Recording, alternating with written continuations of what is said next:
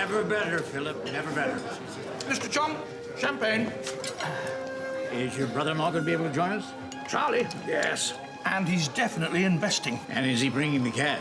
100 grand, just as you asked. Excellent, excellent. Forgive me, but I ask this question to all my rollover investors. Ask away. You're 450,000 up on a 50,000 investment. Sing it to me, Jerry. Sing it to me. Now, I make my investment based upon how much insider information I can buy.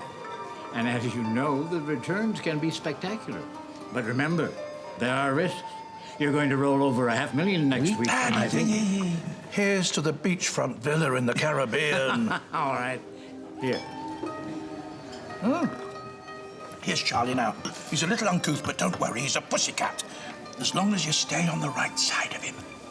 Evening, gentlemen. Charlie, come and sit down. The money. So, 900% return in a week, Jerry, huh? Impressive. Well... Ignore the little speech about how your investment can go down as well as up. A little like my mood. Charlie, the man's a genius. He's going to make us a fortune. Business concluded. But before I hand over my money, we play poker, huh? Sure.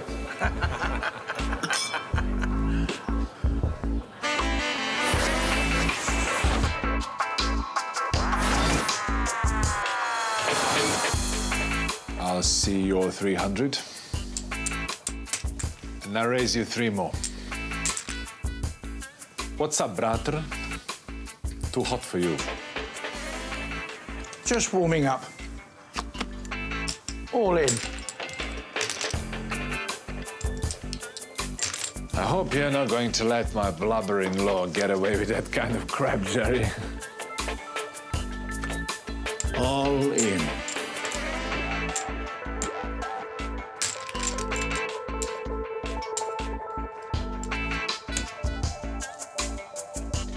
Pocket kings.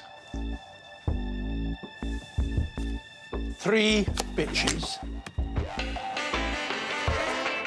You'll need aces to beat that, Jerry. That's it for me. Cleans me out. The end of the evening. Thank you very much. Thank you very much. Phil? Phil, are you okay?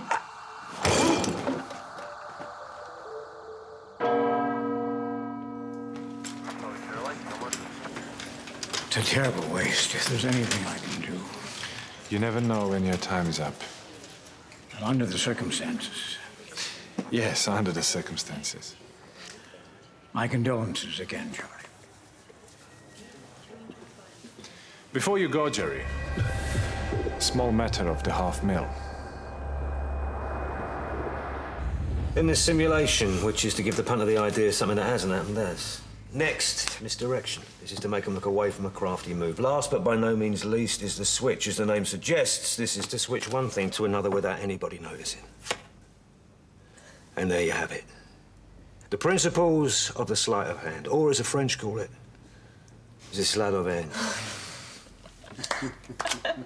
That's amazing, man. Listen, how would you feel about, like, doing a little weekly magic show down there, you know, for the customers? Eddie, we are your customers. And we've seen it a million times before. I do get other people down here, you know.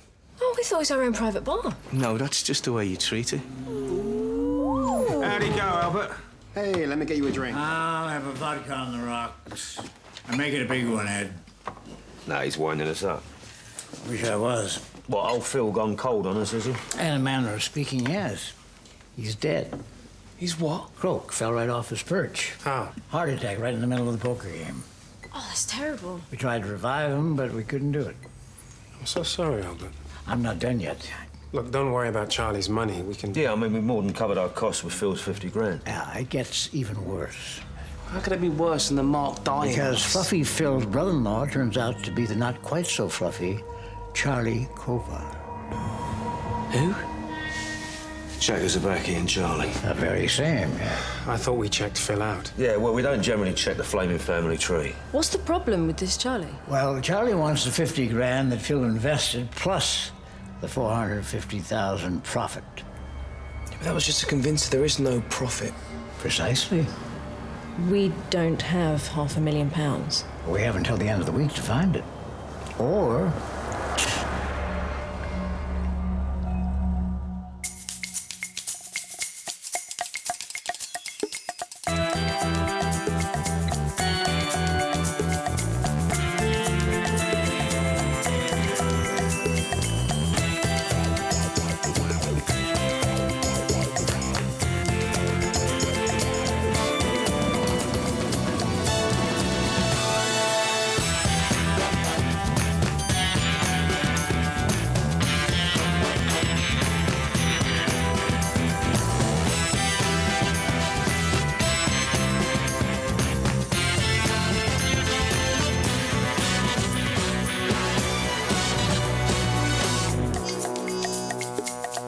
We need a mark. And quick. And one that's good for at least $500,000.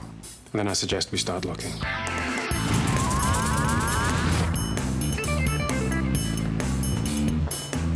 Go on, mate. One of each. Excuse me, sorry, such an idiot. Do you know where Long Lane is? I think it's just down there on the right-hand side. Oh, really? That's funny, because somebody said it was down there. No, it was round to the right. It was down there, they said. definitely down there on the right. Oh, right. OK, thanks. Yeah, good luck. All right. Bye.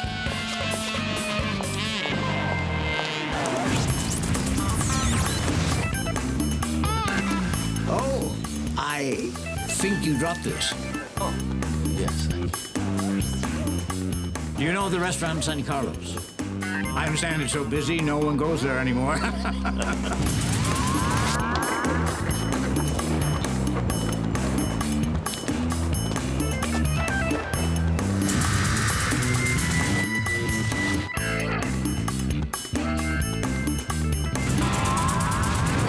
Okay, so what have we got? Well, I came up empty-handed. Ash. Yeah, I was on a dodgy plastic surgeon, but he's in the middle of an expensive court case. Mid-air mishap with a pair of his 44 double Ds. Emma? Sorry, some interesting leads from the city, but nothing liquid in our time frame. What about you then, Mick? Zilch. No pressure, Sean. Well, I don't know how much mileage there is in this, but there's this rich bloke. He's complaining that his wife's divorce lawyers have got his nuts in a cracker, and he says he's down to his last million. Oh, breaks your heart, doesn't it? Tell me about it. I mean, this geezer lives in a 48-room mansion in Surrey, which houses his multi-million-pound art collection. The art collection was excluded from the divorce because he's not allowed to sell it. How come? Some clause in his great-great-grandfather's will forbids it. Part of the collection is a jewel-encrusted tiger, which he was due to sell to a museum for £10 million. Only at the last minute, the family trustee stepped in and blocked the whole thing. I mean, the museum went ballistic. They had a whole exhibition planned around the tiger as a centrepiece. Lawyers, you got to love them, haven't you? Who is he? His name is Luke Bancross. He's 51 years old, and 9 years ago he inherited Bancross Hall. I mean, he supports 2 ex-wives, soon to be 3, and has a champagne lifestyle without ever having done a day's work in his life. Now, that's what I call a career. What the bloody hell do you think you're doing? You can read, can't you? Private entrance, public entrance. It's quite simple. He recently opened up Bancross Hall to the public. The brochure states it's because he wants to share its rich heritage. But for Lukey boy, it's just another way to line his pockets. Bloody morons. The Bancross family made their fortune in the Indian silk trade in the 18th century, and as a result, have one of the world's largest collections of Indian art. What does he want? No. What do the greedy always want? Something for nothing. Yeah, which is what he's had all his life. But with his ex-wife putting the squeeze on him, seems like he could really use the £10 million. That tiger. Exactly. Yeah, but he can't sell it. No, but it'll be insured. What else do you know about him? Well, his wife says he can't keep it in his trousers. Yeah, he looks like a slime bag. Apparently he didn't wait long. He started on their honeymoon with a hotel masseuse.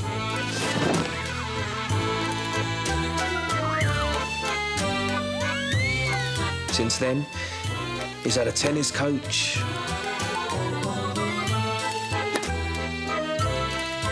a yoga instructor, and my personal favourite,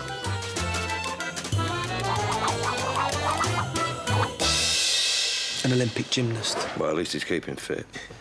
His wife says he boasts about never having paid a bean in tax and reckons he defrauded the English heritage out of a £100,000 renovation grant to install a freshwater swimming pool. So we've got an ageing playboy born with a silver spoon in his mouth who's dishonest and thinks he's God's gift to women. Exactly the kind of man I hate.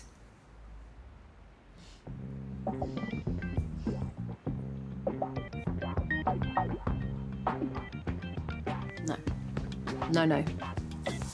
I mean it. Seriously, guys, no. Oh, no.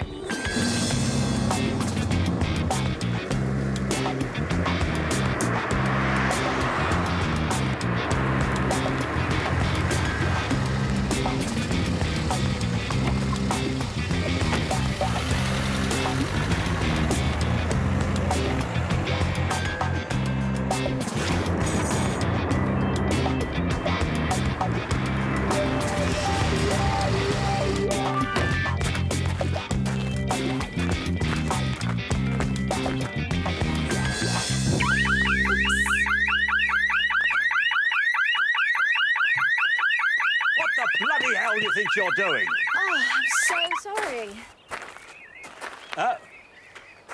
Never mind. The alarm was making a bit of a song and dance. I was just so busy ogling the architecture. Yes. I see what you mean.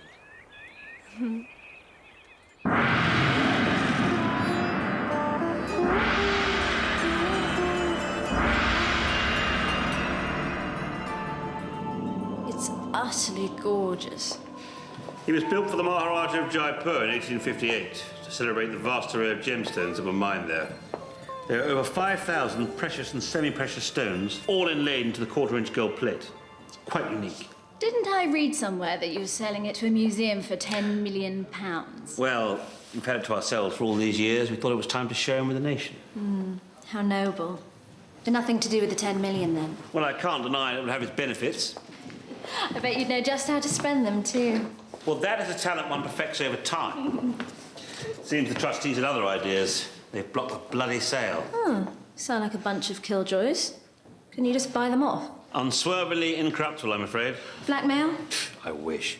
They're without doubt the most virtuous, self-righteous dullards I've ever had the misfortune to encounter. They wouldn't even cross the road if the little man's turned green. I move on orange, sometimes red. Well, I suppose you could always just lend it to the museum in the spirit of philanthropy. For free? Hardly. Bunch of bloody pseudo-intellectual do-gooders. This country was built by soldiers, not academics. How refreshing. A man who speaks his mind. Well, Mr. Bancross. Luke, please. Luke, it's been a pleasure. Perhaps I'll bump into you again soon. Must you dash off so soon? There's plenty more for you to see. You could get rid of the oiks and I can show you my private collection, if you'd like that. It's a shame. I've got to go. I have a party tonight and not a thing to wear. Sounds perfect. You going with anyone? Not yet. A girl should never go to a party alone. No? It sends out all the wrong signals. Well, what would you suggest? An older man, nice and ambiguous, keep them guessing. Well, where am I going to find one of those at such short notice? Seek and ye shall find. All right. Give me your number and I'll think about it. Don't think about it for too long. I get booked up. What did you say your name was again? Anna. Catch you later, Anna. Not if I catch you first.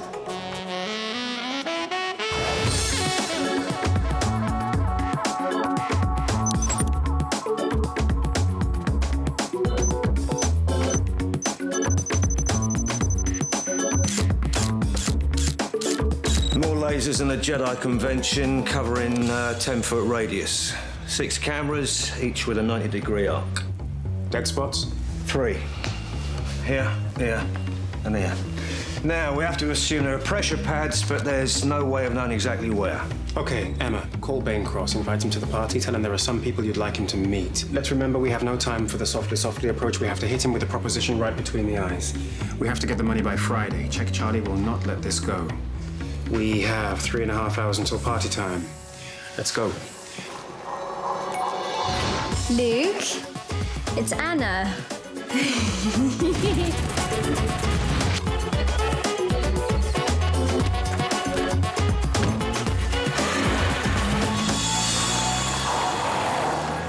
Mr. Marino and myself are playing prominent businessmen who are hosting the party. You should be friendly, but treat us with a certain reverence. Yeah, you're playing sophisticated guests, so have fun, but keep it low-key. No throwing up behind the sofa. Oh, and do not initiate contact with the mark. But if he speaks to you, be casual and brief. He's here. Right, places, everyone. Come on, Sean, let's make ourselves scarce.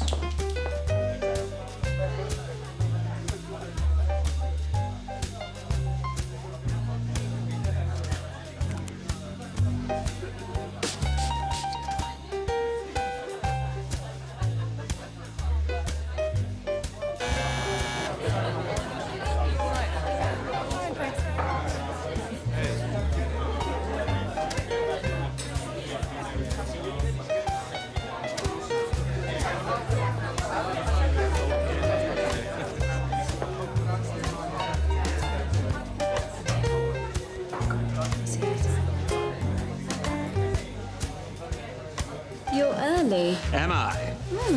I had you down as fashionably late. The mind was strong, but the Aston Martin was weak. It flew like the wind. Should we get some naughty little drinks? 2 glasses of champagne, please. Certainly. Or alternatively, I could offer you a Saint-Tropez sunset. Why not? I'm feeling adventurous. 2 Saint-Tropez sunsets coming up. So tell me, who is it you're so keen for me to meet? Uncle Tony. A little soon to be introducing me to the family, isn't it? On the contrary, I think it's the perfect time for you two to meet. Now, why do I get the feeling you're plotting something? Because I am.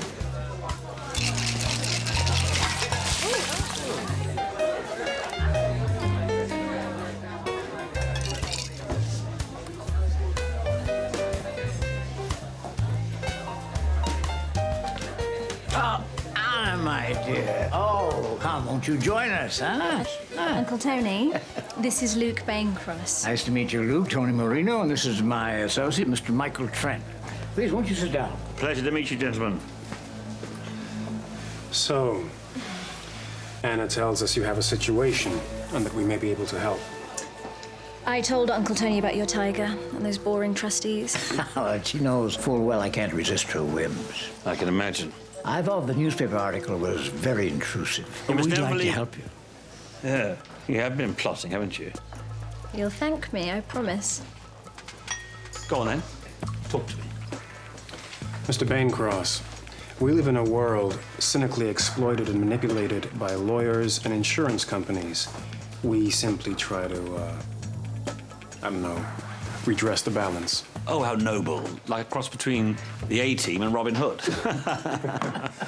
We're in the business of asset liberation and redistribution. Oh, you're thieves! Oh, no, not me. Not me entirely. I mean, I'm semi-retired, but I let Mr. Trent do the dirty work.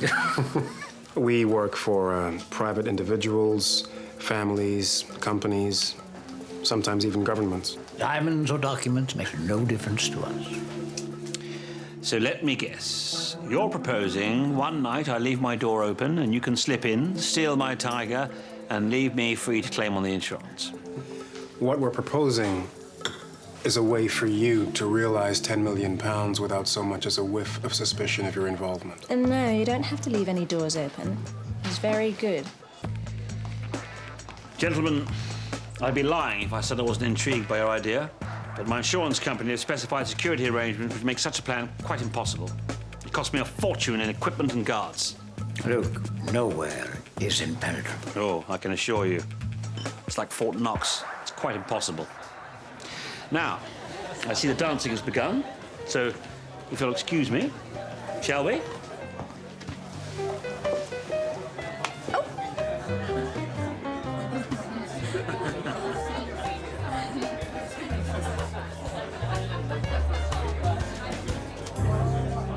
He's got more hands than a gospel choir.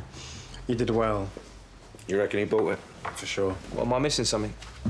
Thought he said no. Doesn't matter. It's why he said no that counts. Well, he didn't say it was illegal or immoral or even wrong. He simply said it was impossible. So now we just have to prove we can do it. And quickly. The convincer. Exactly. Well, how are we going to do that without actually stealing the tiger? With cunning, guile, and a little lateral thinking. You know, I think we need a man on the inside. Yeah, someone bright, able to think on their feet. Focus. Fearless. A covert frontline operator. And we think you're ready. Yeah? What have I got to do exactly?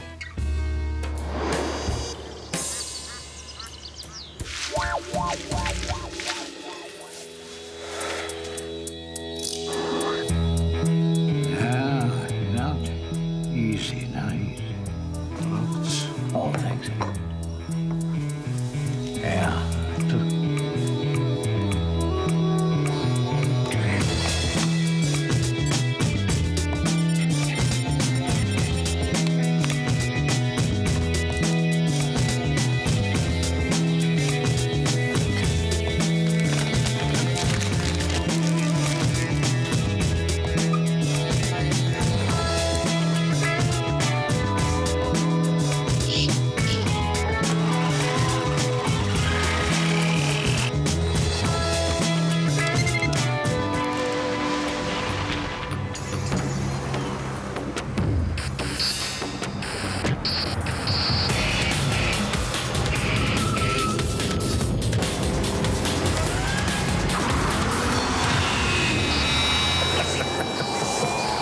Close call, Jerry.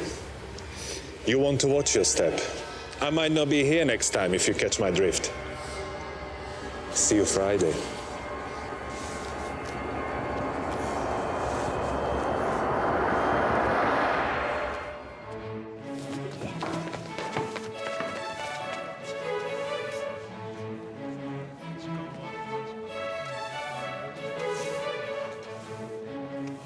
You all right, mate? All right. You see the game last night?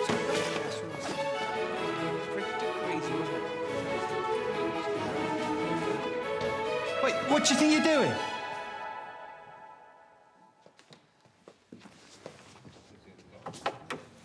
Do you know how old that is? Kids, eh? No respect for culture. Wait, you missed a bit.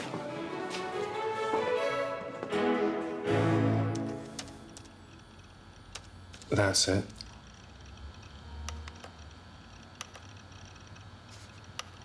Okay, a bit smaller. Mm-hmm. Good.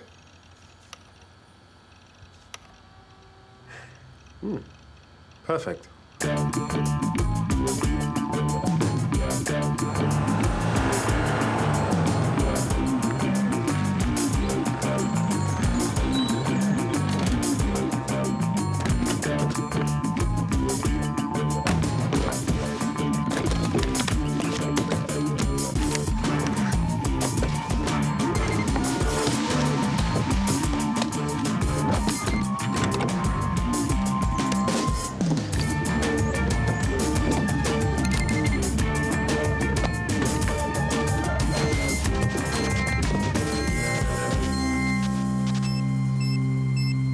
I hope you bought the sandwiches. I'm starving.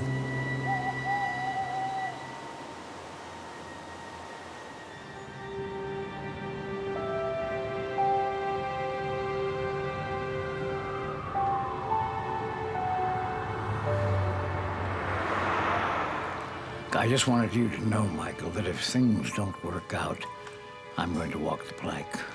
There's no need for everyone to take the heat. Albert, if things don't work out, we take the heat together. We're a team, remember? United we stand and all that. Charlie doesn't know there's any connection. I'll just go traveling for a while. Could use a little break. Nice try, Albert.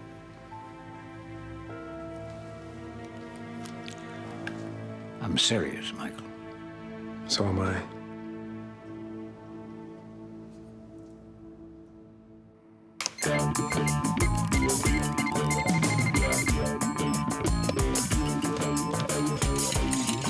Right, you all set? Yeah. Ready to roll. Right, let's go. Clear of security cameras for 5 seconds in 3, 2, 1, go. All right, get ready. 3, 2, 1, stop. Clear again in 3, 2, 1. Oh, hang on, stop. Okay, sorry about that. Go.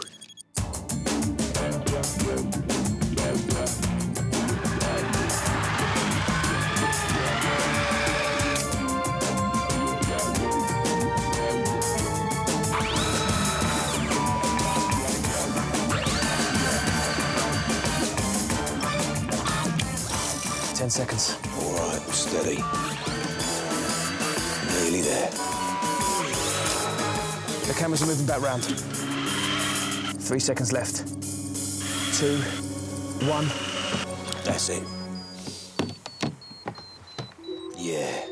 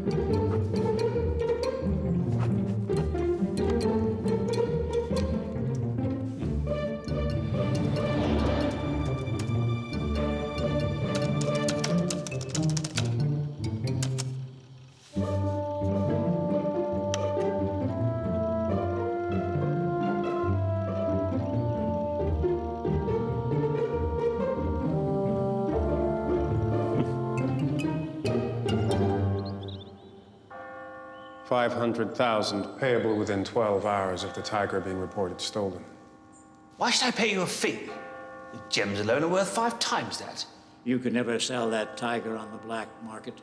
The moment you reported it stolen, your insurance company would contact Interpol. They'd have detailed records of every single stone. And even if you found a fence dumb enough to buy them, they'd only be worth a fraction of their legitimate value. Part of what you're paying us for is to ensure that a Tiger disappears for good. Yeah, we wouldn't want it to come back to bite you. And what will you do with it? Well, from what I hear, tigers don't swim too well. Very well, gentlemen. You have a deal. But, and it's a big but, it can't be taken from the hall.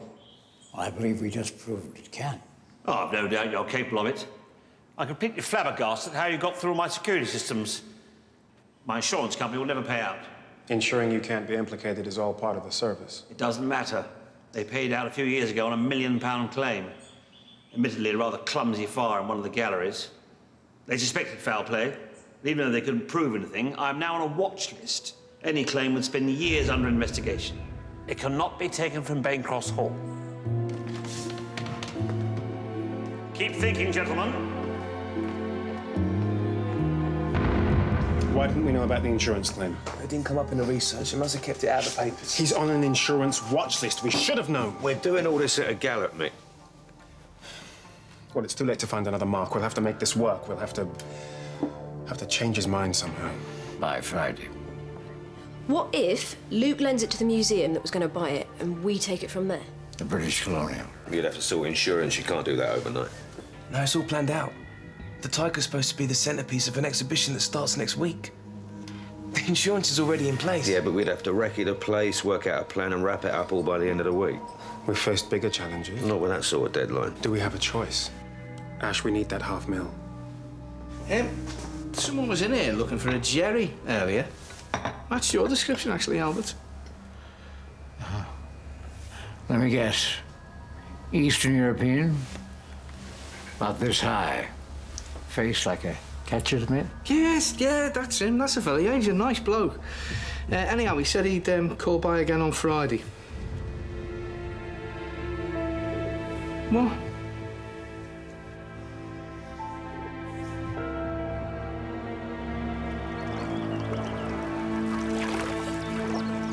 The British Colonial? Impossible. That's what you said about this place. True. That would be seriously impressive. If you leave the impossible to us, all you have to do is make sure the Tiger is transferred tomorrow. Well, why so soon? Let's just say that a window of opportunity has presented itself. The less you know, the better. Fair enough. Just think of all that lovely publicity. Such a magnanimous gesture. He'll be the darling of the art world for years. Especially if the loan is in perpetuity. Yes. Although it pains me to think of the publicity I'll give to that ghastly female curator. Why on earth do we give a woman such an important job? Still, all for the greater good, I suppose? No time to lose. Just think, this time next week, £10 million. For that kind of money, even I can swallow my pride. Ms. Babor, Luke Bancross.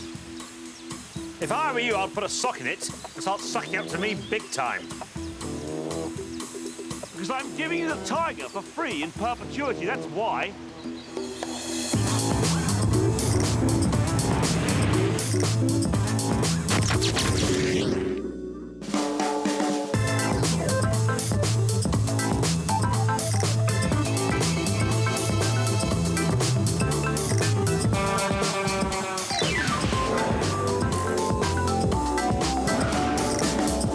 Good morning. I'm Nishka Babor, curator. Oh, yes, hello. Robert Wheeler. Yeah, Trident Factors. You can call me Rob. I believe my assistant called and made an appointment. Yes, that's correct. I need to do an assessment for the underwriters, you see, because although the Tiger will be your legal responsibility and covered by your insurance, we just need to confirm your security measures and check all your procedures and that. Of course, please follow me. You must be very pleased, then, with Mr. Bancross's offer. Oh, yes. I can't tell you how thrilled we are. Absolutely delighted. It's a most important piece. And to have it here, well, it means a great deal. It will be the star of the new exhibition, just as we planned. Very generous man, then, this Mr. Bancross. I want you to know that I supervise all high-value collections myself. We have our own security vehicle with an additional security team. I let nothing out of my sight from the moment I sign the transfer documents to the time we return here. Right. The Tiger will go directly into the gallery, but if for any reason we arrive after 6 when the gallery is closed, it will be stored overnight in our high-security vault. So you see, Mr. Wheeler, the Tiger will be completely safe with us. You'd certainly think so, wouldn't you?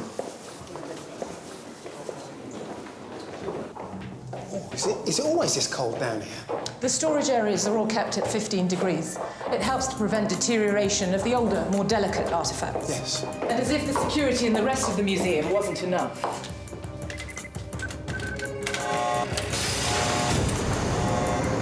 Welcome to the Vault, the most secure 200 square feet in London.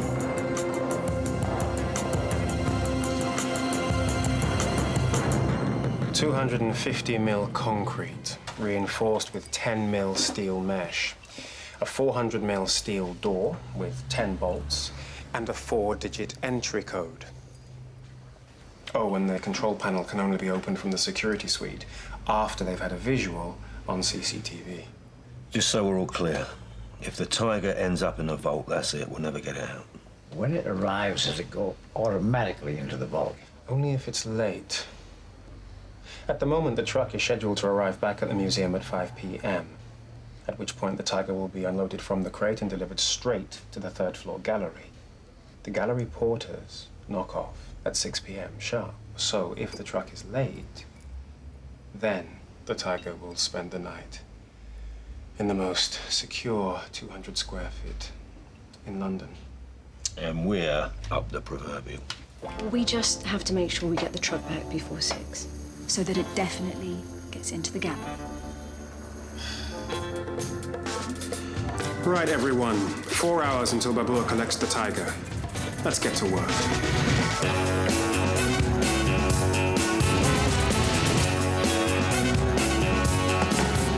Morning.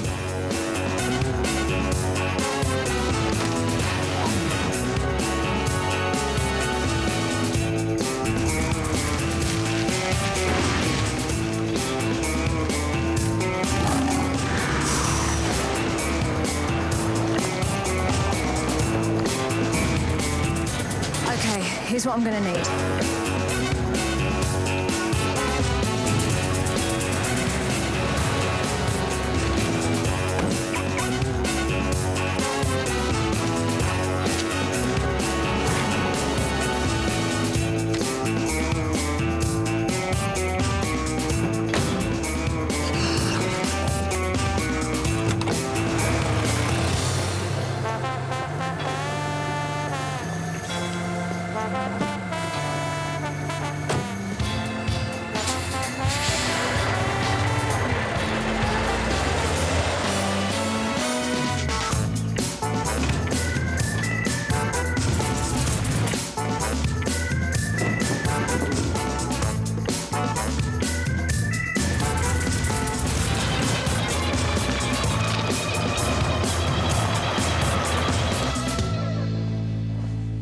Miss Babor. Mr. Bancross. How lovely to see you. It gives me enormous pleasure to hand over the responsibility of the Tiger to you. On behalf of the many thousands of visitors who will enjoy the Tiger for years to come, thank you. Please. Magnificent. Thank you. I have the forms ready for you to sign. Of course.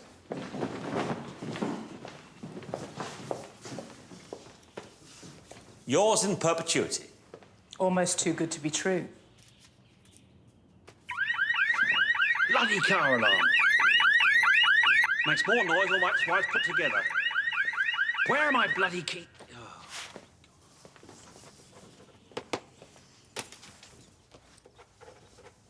Look after it, won't you?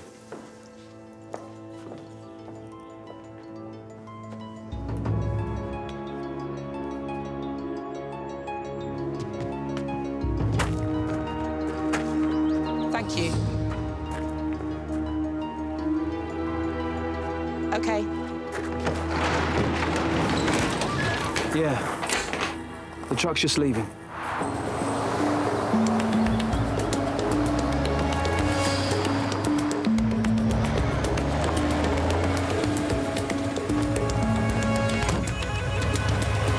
We've got 30 minutes until the museum porters knock off. Which way now, Sean? It's your next left. Right.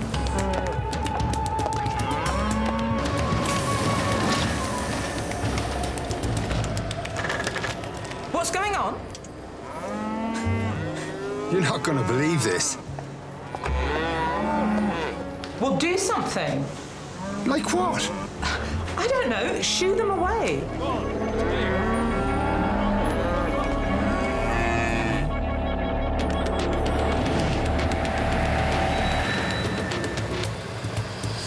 They're not here yet.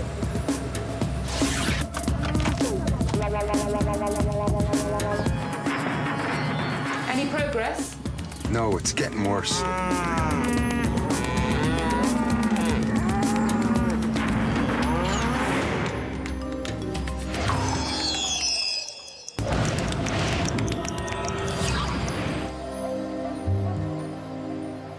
Here he is.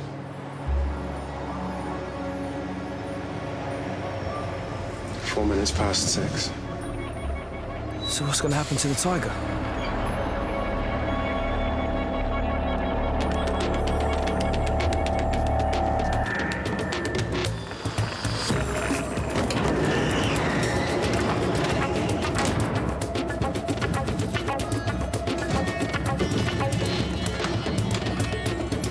Control, it's me. Activate the panel, please.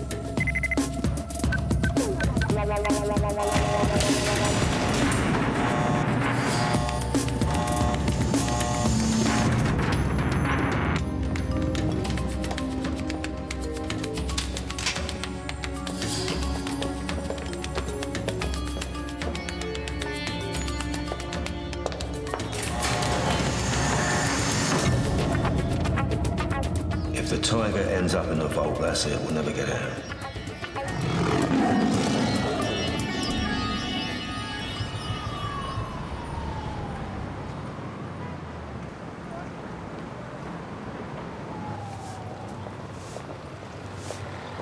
Morning. Morning. Hi, Control, it's me. Can you activate the panel?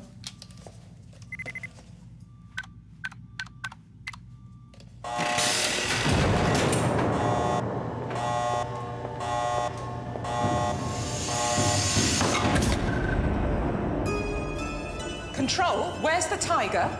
Sorry, say again? Where's the bloody tiger?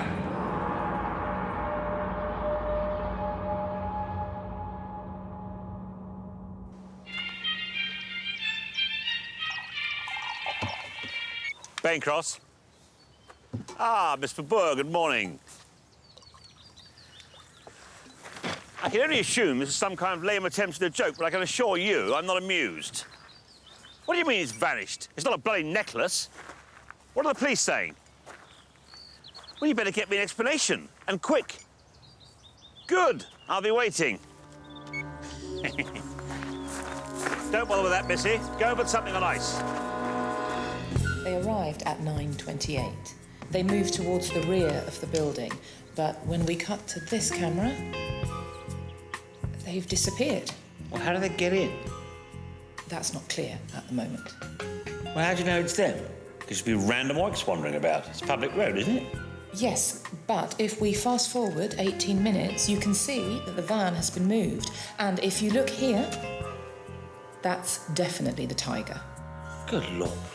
It's remarkable. Into the van, and they're off. It's extraordinary. I am so sorry. I've no idea how this happened. Baincross? Yes, that's right.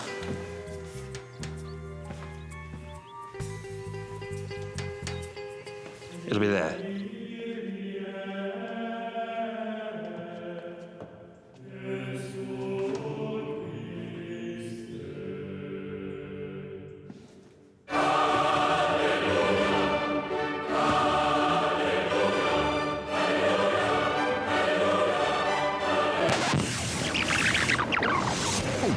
At the moment, the truck is scheduled to arrive back at the museum at 5 p.m., at which point the tiger will be unloaded from the crate and delivered straight to the third-floor gallery.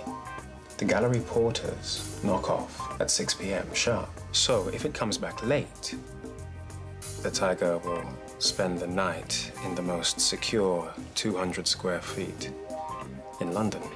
And we're up the proverbial.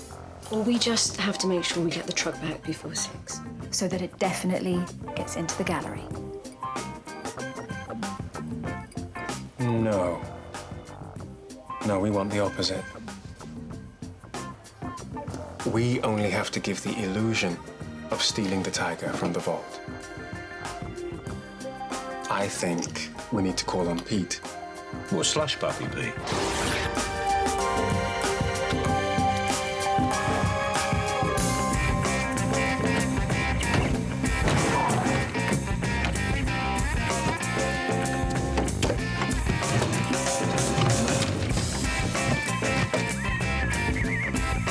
If it can't be taken from Baincross Hall, then it's impossible to steal it from the museum. So, sleight of hand.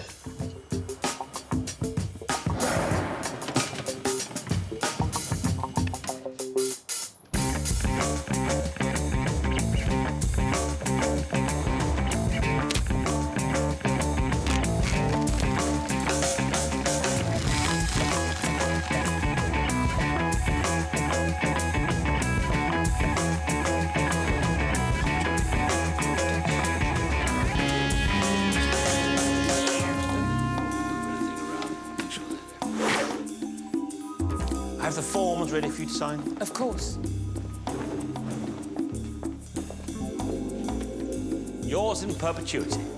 Almost too good to be true.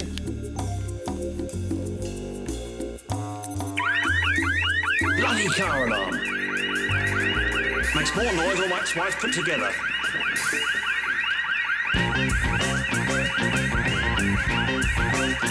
Where am I, bloody king?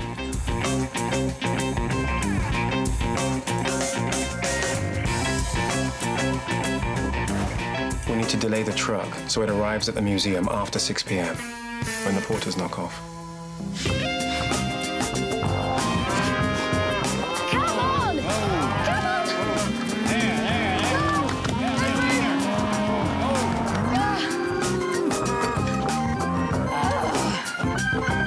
At which point, the tiger will spend the night in the vault. The vault has its own air conditioning system, and we'll make sure it's nice and toasty. I've come to check the vault's air conditioning.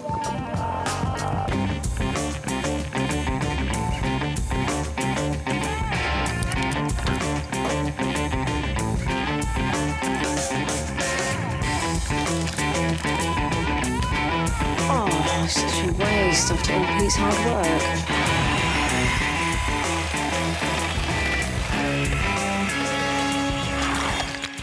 You sure it'll be good for 6 hours, yeah? No problem.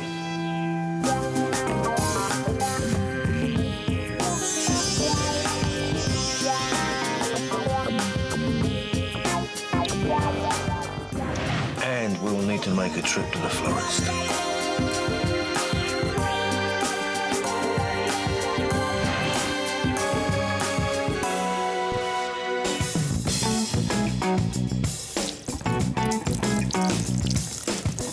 Okay, here's what I'm gonna need.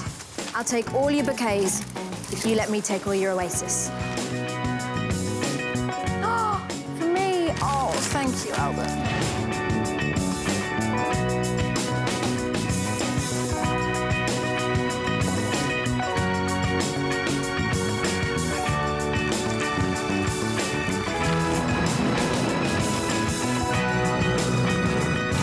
So, as far as the museum's concerned, the tiger left Bancross Hall, spent the night in the vault, and then in the morning... Control, where's the tiger? Sorry, say again?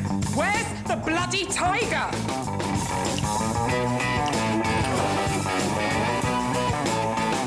We only have to convince Luke long enough for him to hand over the 500,000. They arrived at 9:28. They moved towards the rear of the building. And if you look here, that's definitely the tiger. Good Lord. It's remarkable. Into the van, and they're off. It's extraordinary.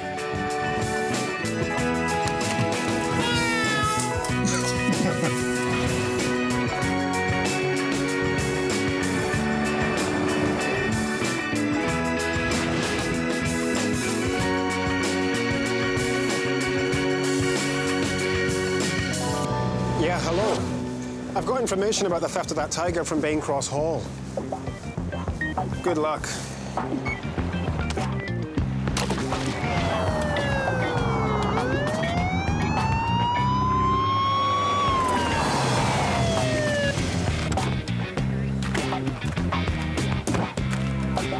Hello again, Mr. Bancross. I take it from your dramatic arrival, you have some news. Indeed we do. What? You haven't found the tiger, have you? We think so, yes. Wait a minute, where are you going? You better have a search warrant. From the Chief Inspector. He'll be here shortly. How on earth did that get in there? I can't imagine.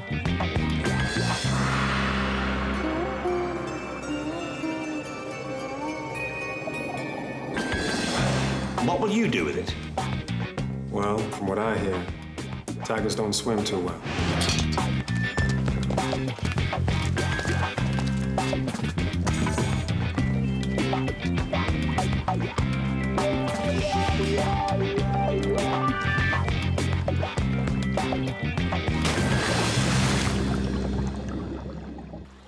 Bastards. What do you think you're doing? You can't arrest me here. I'm in the grounds of my own home. You'll have a chance to explain everything to your insurance company with a lawyer present, obviously. You smut jumped up. Don't worry. I promise to take good care of the tiger for you. In perpetuity. You can't arrest me.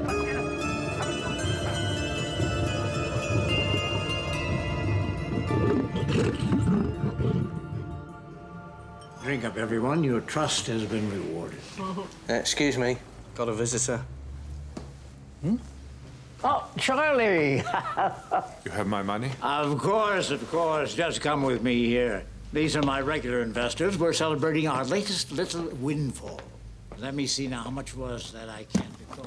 I guess it was $500,000. 100, 200, 300, 405 makes $500,000.